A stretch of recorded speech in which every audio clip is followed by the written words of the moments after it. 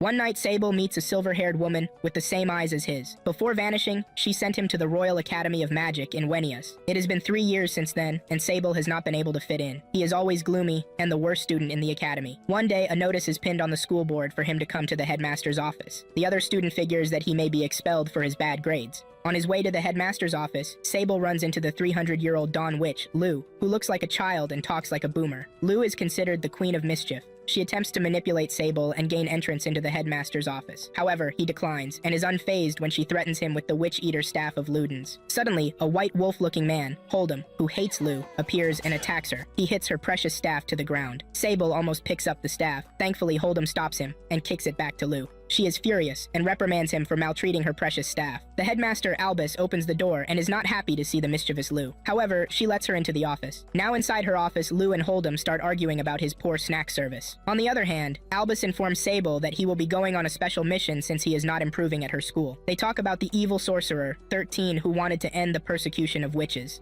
10 years ago, 13 spread magic throughout the kingdom and started a bloody war. The war raged between the church and witches, but it ended 5 years ago. Albus informs Sable that 13 was later executed, and she witnessed it. She tells him that the evil sorcerer's method was bad. However, the war made a lot of people start using magic. Albus also started the academy 4 years ago to help magic spread in a good way. She informs Sable that he must create a witch village in the south. This task seems impossible because the south is still hostile to witches. Albus declares that after 3 years, Sable will be evaluated by a supervisor. However, his memories will be wiped if he fails. Lu likes the idea and offers to join, but Albus informs her that she already hired a witch. Unfortunately, Lu announces that she traded places with the witch. Albus is furious, but she allows her to join the trip. As payment, Lu demanded that they permit her to read the world's first magic manual, the Grimoire of Zero, a forbidden book locked away in a secret place. Albus refuses, however she promises to let her meet the book's author, the Mud Black Witch. Lu is excited and accepts. The following day, Sable and Lu prepare to set out on their journey, but first, they wait for the rest of the team. The first member is Hort, the smartest student in the academy, and the second is an arrogant beast-fallen lizard guy named Kudo, and 2 other annoying entitled boys. Kudo refuses to travel with Sable because of his bad grades, and decides to leave with the entitled brats.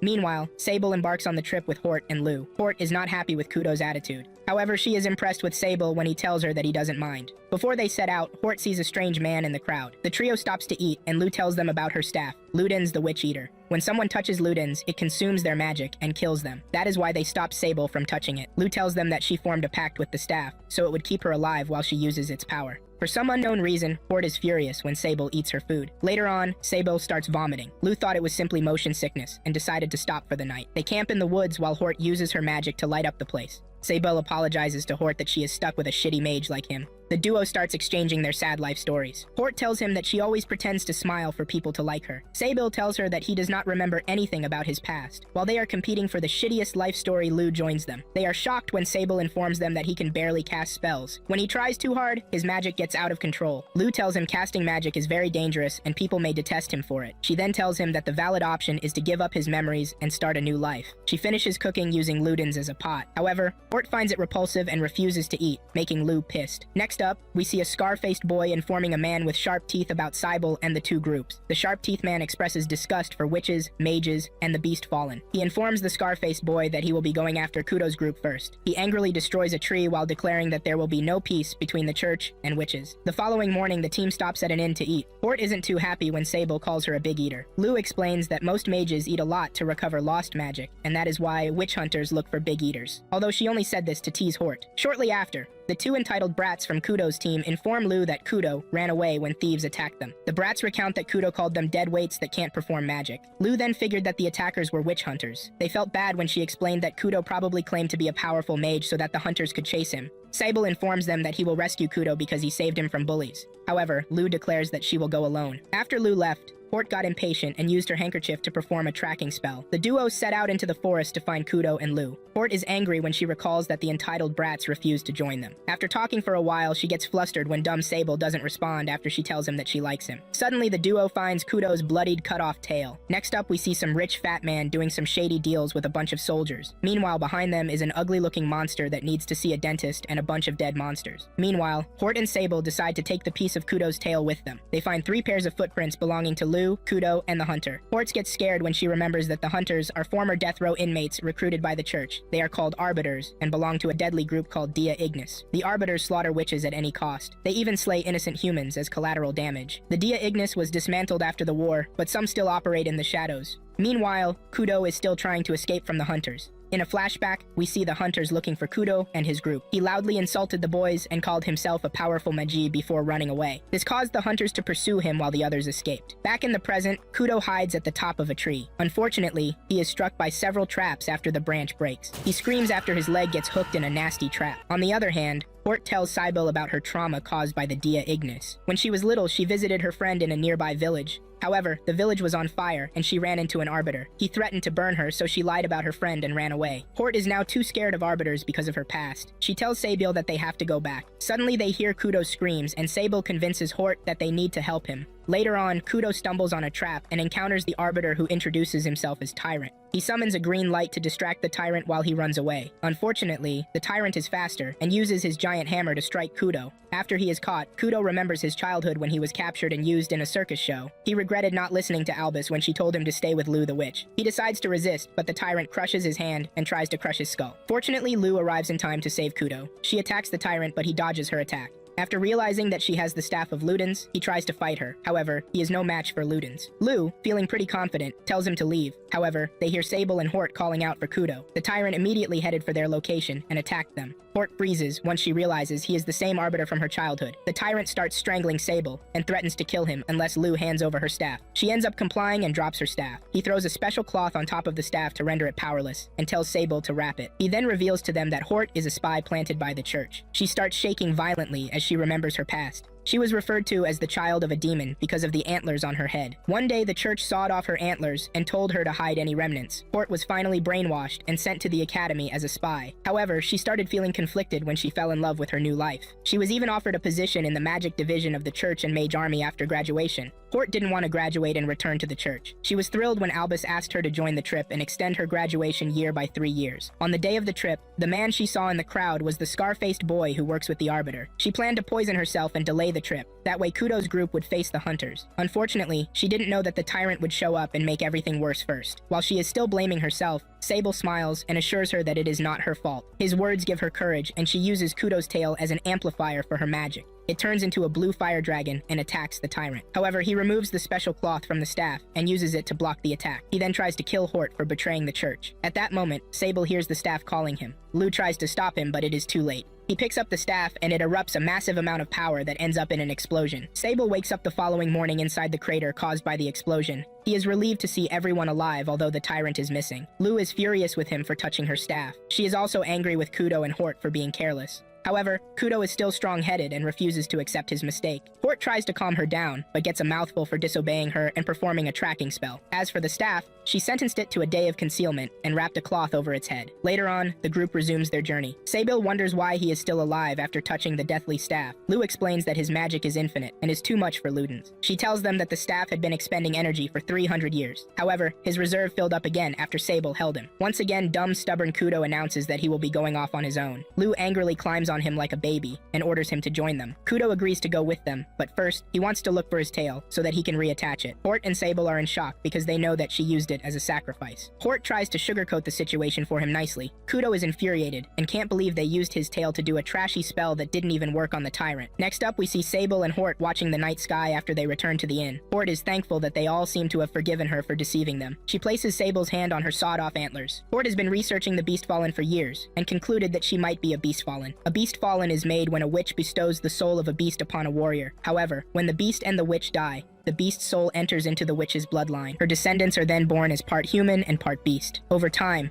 the soul in the bloodline weakens, and the children start looking more human, just like in Hort's case. It made her extremely happy when Sable did not belittle Kudo for being a beast fallen. She pecks him on the cheek and retires to bed, leaving him stunned and confused. Meanwhile, Lu watched the whole thing and called Sable a dumb for looking confused. Lu is thrilled that they will be giving her premium Z-World content with their drama. The following morning, the two entitled brats are led off with the popo. It turns out they collected some chump to leak intel to the church, and now they must be expelled. Later on, the group sits down to re-strategize. Lu tells Kudo to grow some new hands with his healing magic. Kudo is angry that she makes it sound so easy. She teaches them that magic is organized into 4 chapters: hunting, harvest, capture, and protection. For healing. Kudo rejects the idea because he may collapse due to magic depletion before forming a finger. The spell requires a lot of magic. She suggests they use Sabil since he has an unlimited supply. After a little resistance, Kudo agrees to do it. However, the boys are shocked when she tells them to exchange mouth fluids to make it work. Finally, they settle for holding hands, while Lu regulates the flow to prevent Kudo from getting blown up like a freaking piñata. This scenario triggers a faint memory of a woman in Sable's mind. They start the regenerating process while everyone in the restaurant watches them. Sable channels his magic through Lu,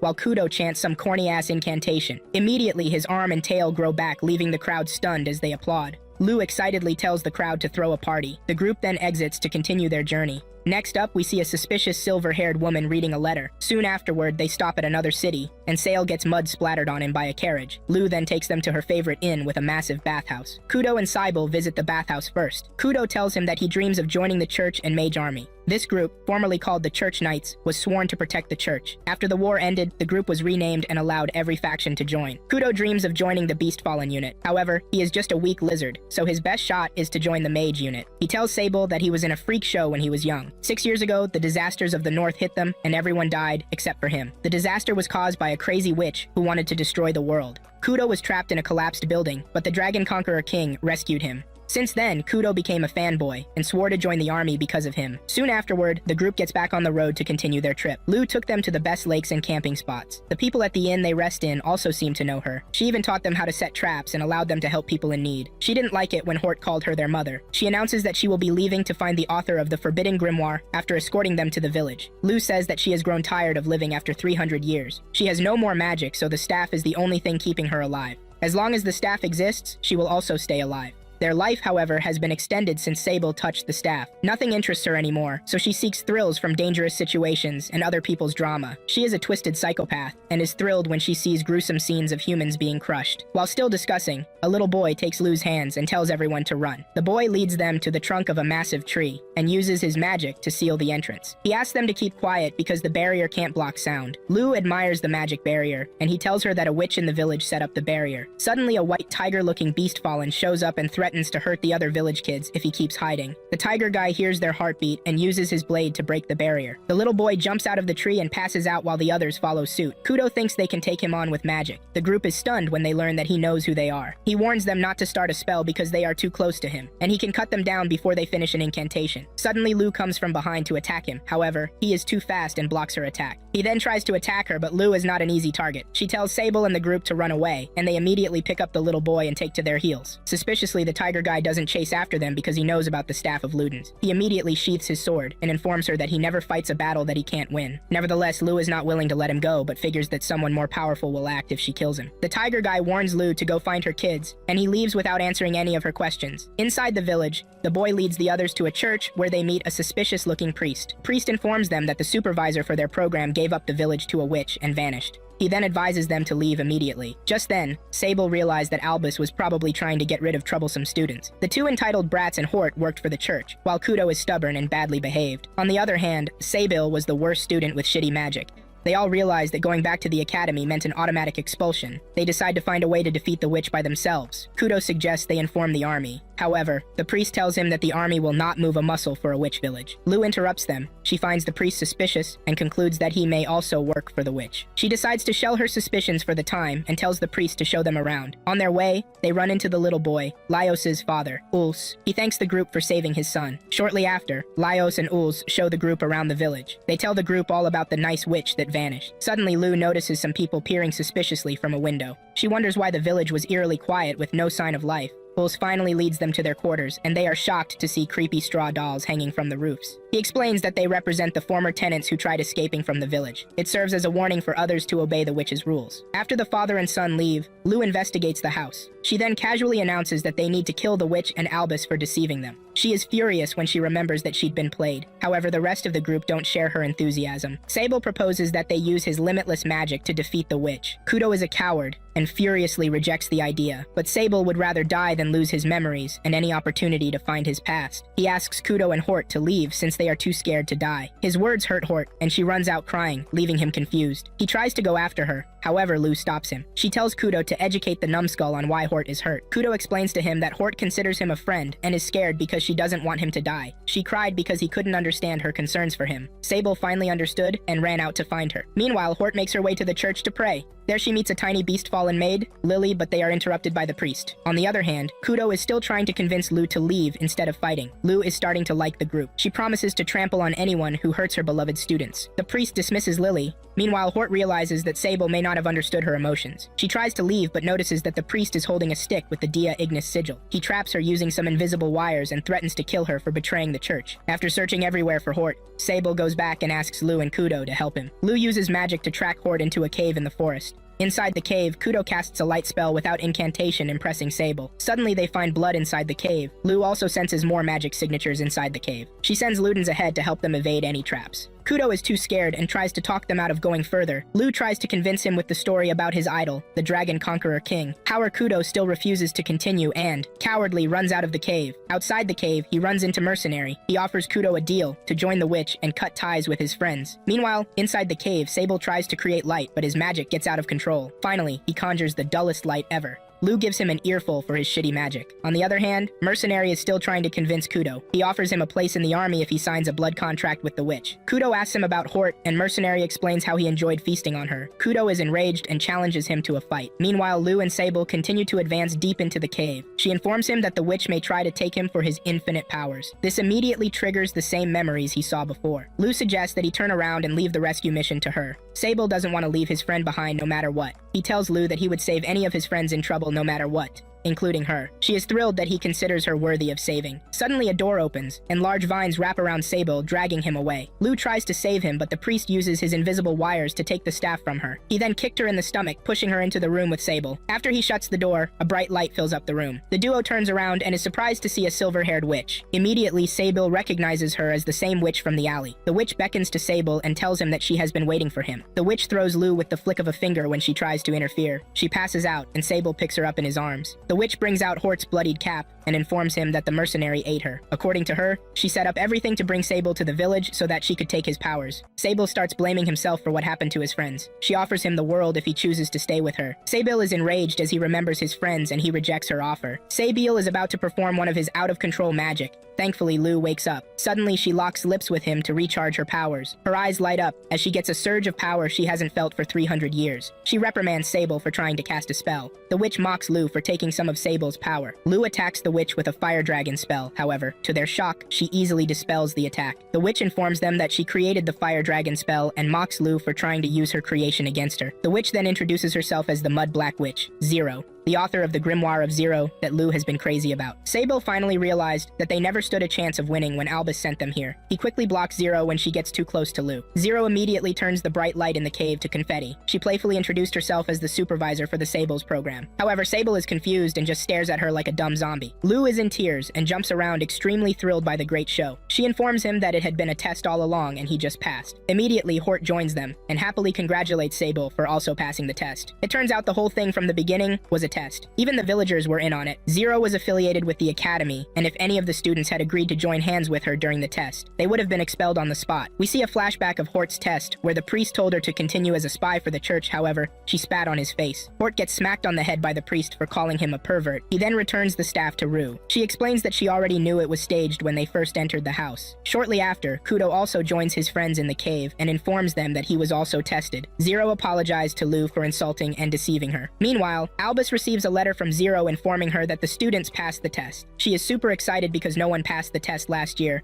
but 3 students made it this year. She asks Hold'em to redistribute a new wanted poster of the Arbiter to capture him alive for her next plans. That night, the villagers celebrated the students' success. During the celebration, Zero congratulates them once again. Hort wants to know why they had to take the test. Zero explains that it is to determine who will be swayed to the path of evil. She feels that Sable and his friends have too much potential that may destroy the world if they choose the wrong path. Although they don't believe her. According to Zero, in 10 years, Hort's powers could lay waste to 1,000 troops in seconds. Kudo's healing power could earn him the title of the Immortal Mage. She shows them a demonstration of how Sable's infinite magic can become a weapon or wither if he decides to remain lazy. Next up, they discuss their assignment for the program. Zero says they have 3 days to come up with ideas for a store that will be beneficial to the villagers. Shortly after, Mercenary serves them a variety of delicious food. The group is shocked when they learn that the priest is a former arbiter of Dia Ignis. They are even more dumbfounded on learning that he can see. The priest tells them that light hurts his eyes, so he can only take off the patch at night. Hort then asks him about the little girl from the church. He informs her that Lily is actually over 20 years old and also hates crowded places. Sable finally asks Zero if she brought him to the academy, to which she agrees that she did. Zero urges him not to force his memories, as they will return in time. On their way back to the house, the trio catch a glimpse of a dragon flying above them. Kudo quickly runs to the village square to meet with his hero, the famous Dragon Conqueror King. The Dragon Conqueror King hands the trio a letter of authorization from the kingdom. He says that the church may try to meddle with their work. Therefore, they are now authorized to use magic in case a battle breaks out in the village. Kudo gets emotional and reminds the Dragon King about how he saved him from the freak circus show. The Dragon King also recalls when he found a young Kudo in the rubble of a collapsed building. He encourages him to continue chasing his dream of joining the army. Later on, they return to Zero's office and inform Lou about their little encounter. She throws tantrums like a child for missing such a great show. The group is sad as they learn that she is leaving the village soon. Although she wants to seek the next entertainment, Lou announces that she will stay until she finishes reading all the books in Zero's possession. The students are thrilled because it might take her about 3 years, which is around the time they graduate. Later on, Luz and Zero have a private conversation about Sabiel. Lou noticed earlier that Zero was suffering from a severe case of magic depletion. She suspects that Zero may take advantage of Sabiel to replenish herself. Zero assures her that she has no desire to hurt Sabiel. She narrates that a witch attacked Sabiel when he was young. He saw the evil witch kill his mother. The witch died due to overload when she tried to take power from Sabiel. As a result of the trauma, the poor boy sealed his memories away. He subconsciously plunged himself into suffering as punishment until she found him up. Zero was afraid that his power would get out of control one day, which is the reason she decided to bring him out of the academy. Lou is angry that she tried to control Sable's life. However, she is shocked to learn that Zero is his aunt, and the evil sorcerer 13 is his father. 2 months later, Sable, Kudo, and Hort now run a store. Hort is a village handy mage who takes on different job requests. Kudo uses his healing magic to work as an assistant at the clinic. Saibo runs a magic supply store from the comfort of their house. One morning, he gives Hort a nosebleed while supplying her magic. After supplying Kudo, the duo left home to their stations. Later that day, Lou checks in on him. She chews him out for never leaving the house and calls him a stuck-up maiden at a ball. According to Sable, he has a lot of work at home. Plus, he takes care of everyone's laundry. The crazy perv washed Hort's undergarments, so she started hiding it. He explains to Lou that he doesn't understand why she is hiding it. Lou angrily explains why he needs to give poor Hort some privacy. However, she almost faints when the dum-dum doesn't comprehend anything. She explains that Hort is in love with him and finds it embarrassing that he washed her undergarments. After all her explanations, Sable fails to get it. He apologized to Lou for almost driving her crazy. Lou finally understands that Sable might be trying to punish himself for being inadequate. She hugs him fondly to comfort him. She tells him that he has to quit the chores and focus on improving his magic. Lou wants him to step out of the house, so she sends him to the forest to get some tea leaves. Sable finally leaves the house for the first time in months and runs into Laios. The little boy offers to show him where to get the tea leaves. Laios gets lost, leading him too deep inside the forest. Sable is worried and tries to stop him. However, the boy refuses and runs away. Sable starts searching the forest and finds him at the top of a tree. Laios apologizes to him for being a brat and informs Sable that he lied earlier. He only lied because he wanted to hang out with Sable. He starts crying when he learns that his father might probably scold Sable. Suddenly, a mouse tugs on Sable's shoe, and Laios informs him that it belongs to Lily, so they follow it to show them the way out of the forest. The little boy's mother is waiting for them when they arrive at the church. She is angry with him for going into the forest. Meanwhile, the priest invites Sable inside for a meal. Sable sees Lily hiding behind the door. The priest asks her to remove her hood, however, he forces it off when she refuses. Lily is embarrassed and doesn't want Sable to see that she is a mouse girl. The priest wants her to prepare a meal for Sable, but Lily feels that he might not want to eat food made by a beast fallen. The priest then asks Sable if he minds. However, Sable doesn't even understand why he needs to care. He tells the priest to cook since Lily doesn't feel comfortable around him. She immediately rejects the idea, saying that his food tastes awful. After serving the food, the priest harshly scolds Sable for taking Laios into the dangerous forest without learning about it. Lily interrupts them and apologizes for the priest's ill temper. Sable then tastes the food and commends her for the delicious meal. The priest wants to know why he went into the forest. Sable explains that Lou sent him to get her tea leaves. The priest reprimands him again for not asking an adult where the leaves grow before heading into the forest. Later on, Sable leaves the church thinking about all the words of wisdom he heard from the priest. He runs into Hort, who is stunned to see him outside. inside. She informs him that he has a piece of food on his face, which he quickly wipes off. He then notices the blood on her arm. Hort explains that a pack of wolves attacked her and Mercenary while they were inside the forest. She tried to cast a spell, however. The incantation was too long. Mercenary stepped in to butcher them. By the time she was done, he was directly in front of her.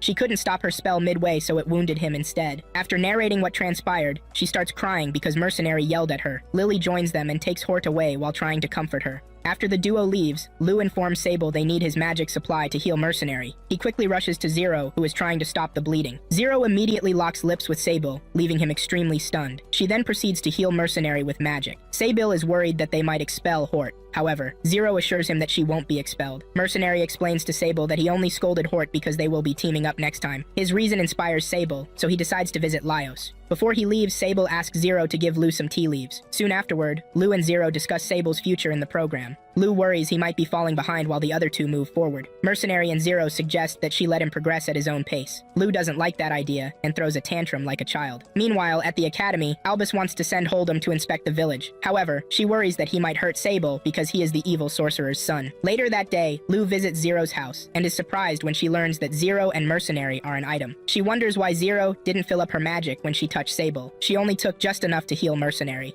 Zero explains that it feels like exploitation for a teacher to ask her student for a magic refill. Lou warns her that she will age and rot away soon. Zero cheerfully declares that aging with the one she loves sounds like a good deal. Meanwhile, Hold'em is seen in a carriage on his way to the village. He recalls trying to stop a young Albus when she tries to save her grandmother who was being burned at a stake. This is probably why he has some pent-up anger towards the evil sorcerer for causing a war that led to a witch hunt. Inside the carriage with Hold'em is the Arbiter, Tyrant. He asks Hold'em about the mission they want him to carry out. On the other hand, Sable asks Laios to join him in the forest the next morning. Next up, we see Kudo waking up in a frenzy. He racked his brain to remember how he got back to his room. In a flashback to a few hours earlier, Kudo goes to the neighboring village due to an outbreak. He proudly brags that he can cure all the sick patients using magic. However, that is the last thing he remembers. He goes downstairs to ask the others how he ended up in bed. Sable explains that Kudo tried to heal all 13 patients at once, but his magic depleted halfway through, and he passed out. The head physician carried him home on his back. Kudo is so embarrassed. Sable also informs him that he missed all the delicious food Lily prepared at Mercenary's bar. Kudo wonders why Lily is taking care of the bar instead of Mercenary. Sable explains that Hort almost obliterated him in the forest.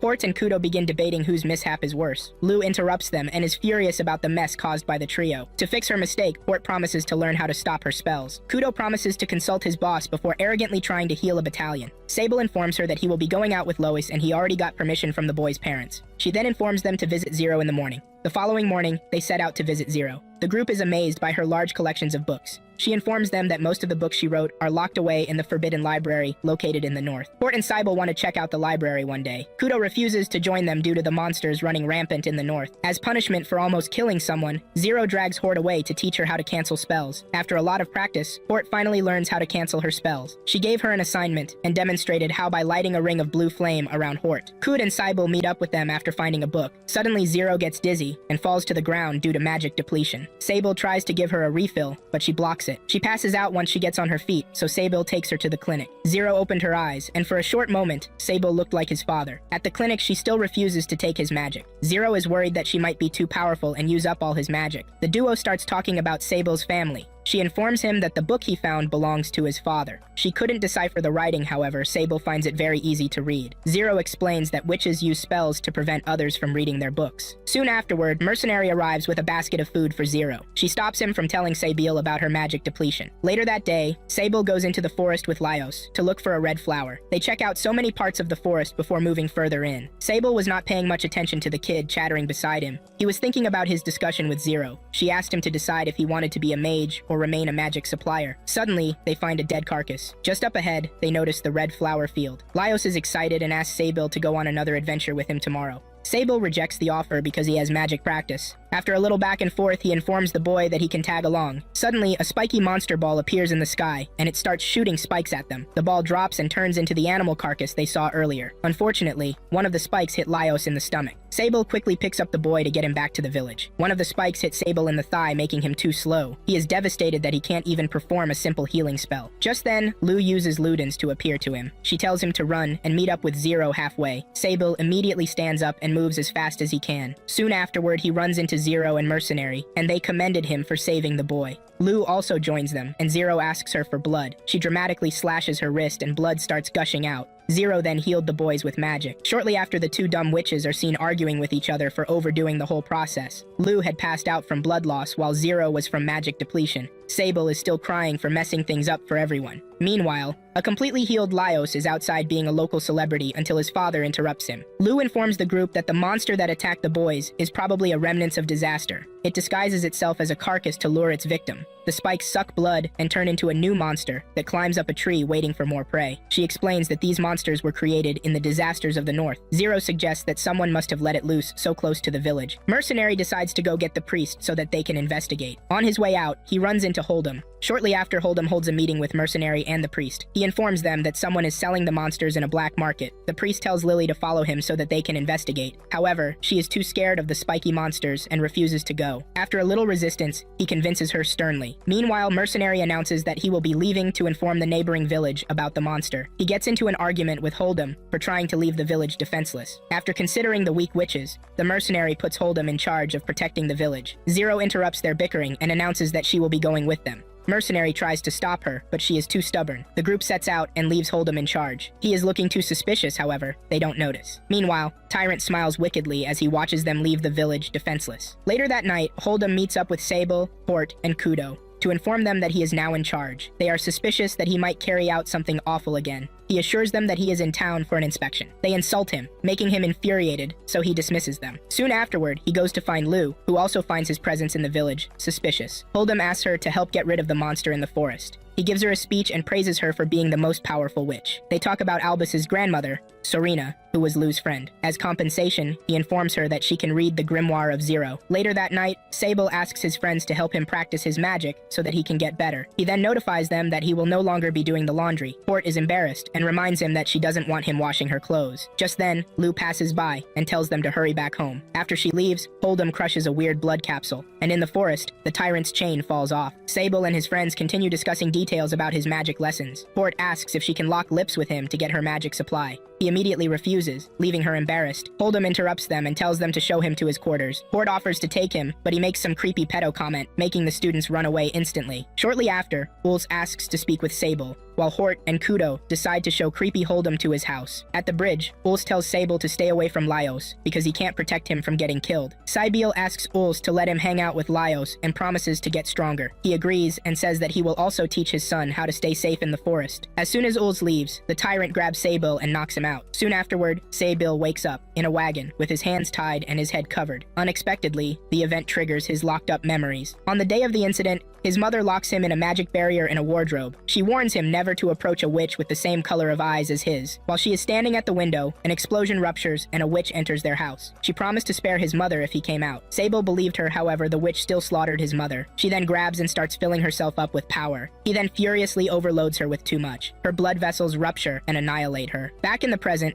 Sable is screaming loudly, so the tyrant stops and slaps him back to reality. He informs Sable that he has been ordered to bring him in alive. Meanwhile, Hort and Kudo race towards them. They couldn't control the horses and crashed halfway. On the other hand, Lou uses her staff to find the remnants of the spiky monster. She also finds a boy bitten by the bees. Meanwhile, Kudo cuts his tail and tells Hort to use it as an offering for her spell. Hort attacks the tyrant with the blue flame spell, without an incantation, leaving him surprised. The flame also frees Sable. When Tyrant tries to attack, Sable immediately grabs his arm and threatens to obliterate him instantly. Lou uses her staff to carry the boy back to the village. She finds Uls and Hold'em passed out on the floor. After waking Hold'em, he explains that he was with Kudo and Hort when Uls informed them that Sable had been kidnapped. He tried to stop them from leaving, however, Hort used a slipping spell on him. Hold'em shrieks when he recalls that he had set a killer loose in the village unsupervised. The plan was to test the village's security. Lou scolds him for using her students in another plot. She is shocked when he informs her that he used the tyrant. Back in the forest, Sable is not fast enough, so the tyrant hits him in the head and he loses his balance. The tyrant then crushes his hands and feet. He then takes out Hort and Kudo with his hammer. Fortunately, the priest arrives to save them. He uses his invisible wire to smoothly cut off the tyrant's arm and hold him up like a puppet. The priest came back because Lily informed him that someone strange entered the village. The priest breaks all the lights, and when it is dark enough,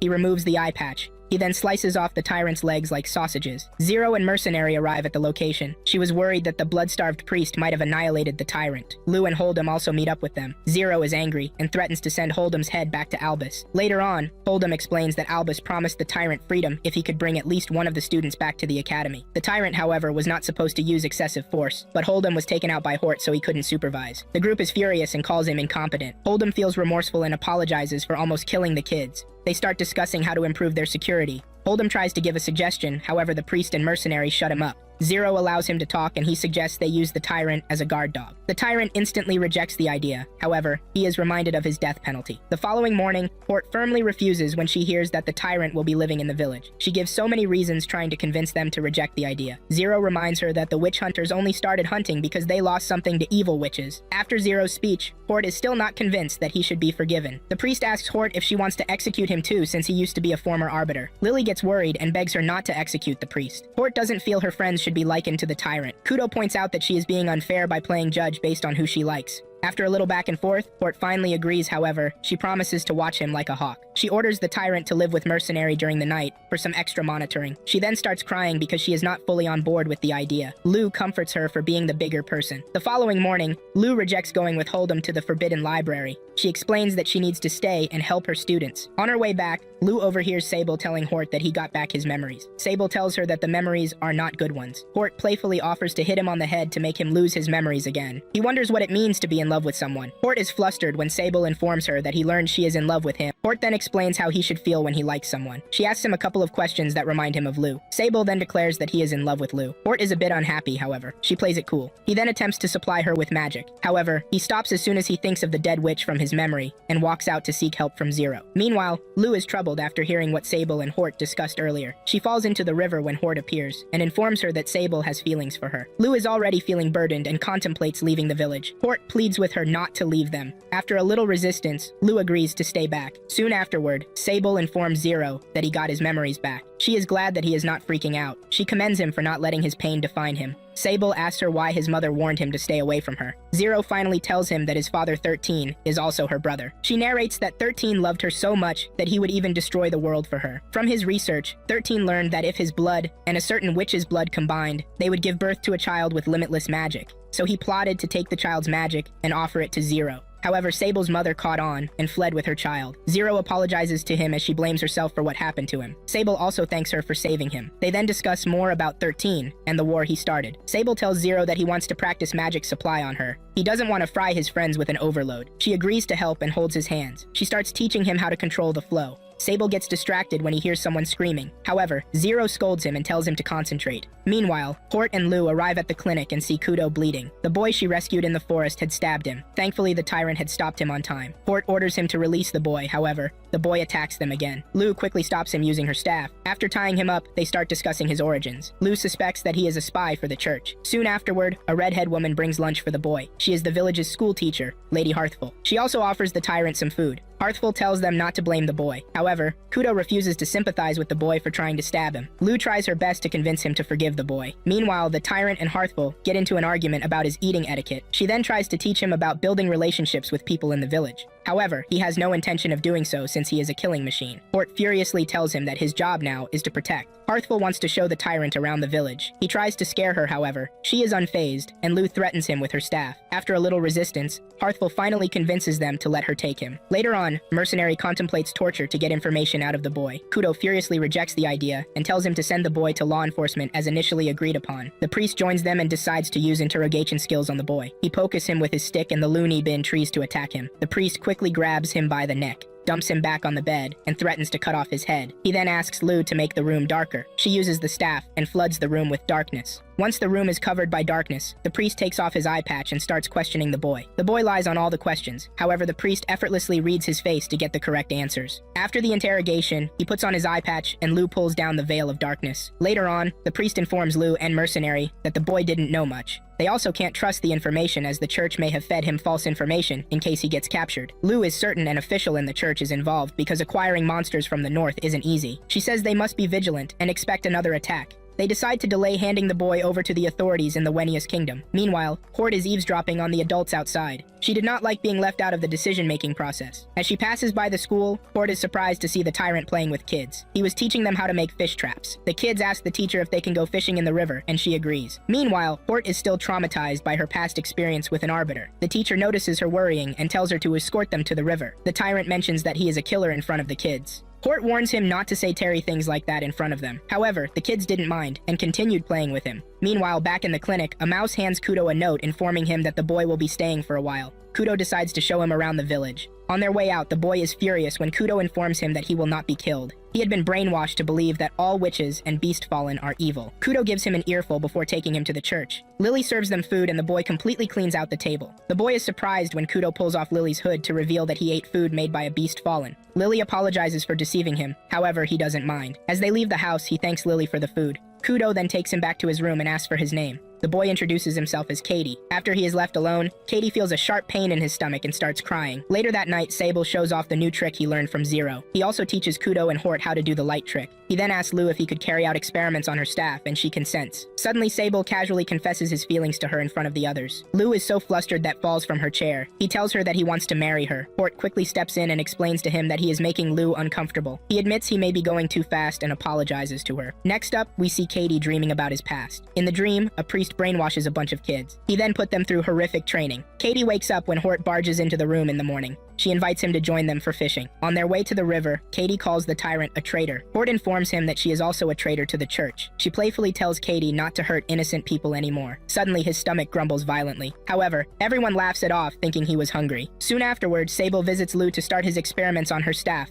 Ludens. He shows her a magic potion he made using his father's book. The potion is supposed to supply magical energy. He pours the potion into the staff and juices it up. Lou touches the staff to feel the amount of energy that the potion supplied. Sable informs her that he will be back after tweaking the recipe a bit. Before he leaves, he tells her 1,000 reasons why he has feelings for her, making her flustered. Next up, we see the tyrant trying to recall his past. He was skilled in making traps as a boy and lived with his abusive father. When he grew up, a horrible, wicked boss, who slaughters people for sport, visited him and asked him to make traps for his games. However, one day the members of the Dia Ignis killed his boss and recruited him to become a Terminator. Back in the present, he continues watching the kids fishing. He marveled at how hearthful could be around witches when a witch destroyed her home in the north. She explains that one bad witch doesn't mean every single witch is bad. When she leaves, Holy walks up to him to talk about his budding relationship with the teacher. Suds Katie staggers into the river, like a freaking zombie. Suddenly, a monster bursts out of his stomach and takes over his body. The monster tries to attack Hearthful and the kids, but thankfully the tyrant quickly kicks it away. He tries to hit the monster again, however, it cuts off his arm using a giant claw. The tyrant picks Hearthful out of the river. Hort tries to put it to sleep with magic, however, the spell doesn't work on the monster.